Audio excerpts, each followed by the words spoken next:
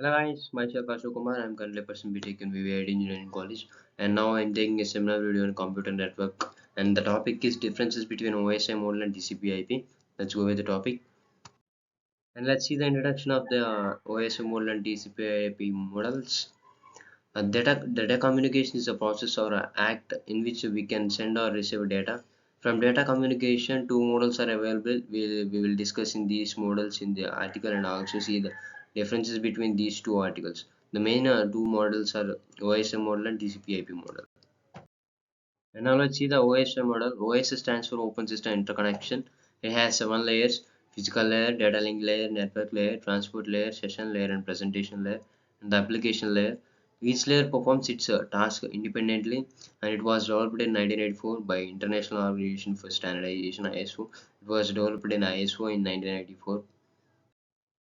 And now here is the diagram for the OSI model. As you know that OSI contains 7 physical layers, 7 different layers. These are physical layer, data link layer, network layer, transport layer, session layer, presentation layer, and application layer. And each layer can perform its tasks independently. In this OSI model, the data communication can be done between a sender and receiver, and these sender can perform data communication by using these 7 layers.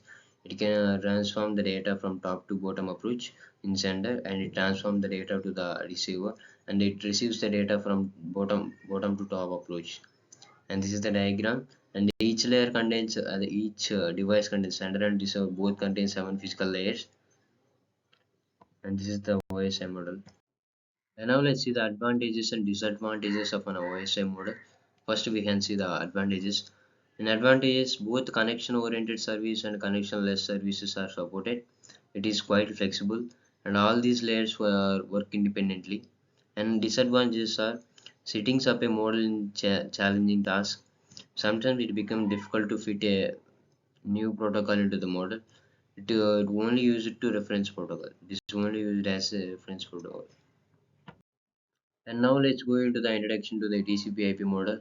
The TCP/IP stands for Transmission Control Protocol or Internet Protocol. It has 7 layers named as physical layer, network layer, transport layer, and application layer. It also can be used as a communication protocol in private computer networks. It was designed by Vint CRF and Beaver Khan in 1970s. And these are the diagram for the TCP/IP model. This contains 4 layers, as you know, that application layer, transport layer, internet layer, network layer. These are the data communication between transport can be done in between these 4 layers. And now let's see the advantages and disadvantages of TCP/IP model.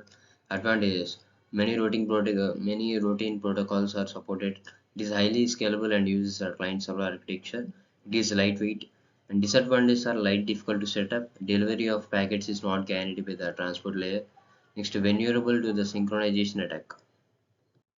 And now let's set the differences between OSM model and TCP/IP model, and it contains different parameters are there. By using each parameter, we can define OSM model and TCP model. And first, the pattern full form. The full form of OSM model is it stands for Open System Interconnection. TCP/IP means Transmission Control Protocol and Internet Protocol.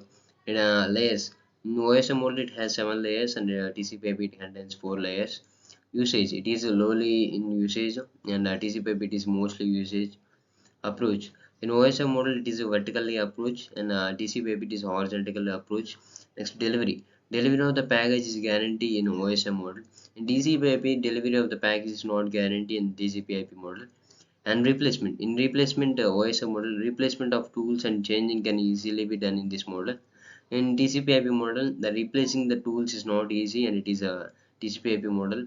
Next, reliability: in OSI model, it is less reliable than TCP/IP model. TCP/IP, it is more reliable than OSI model. And these are the differences between OSI model and TCP/IP model. And now here is the ending. Thank you. And myself is Ashok Kumar, and my roll number is 21BQ1A055EFS ECC. Thank you for giving this opportunity. Thank you.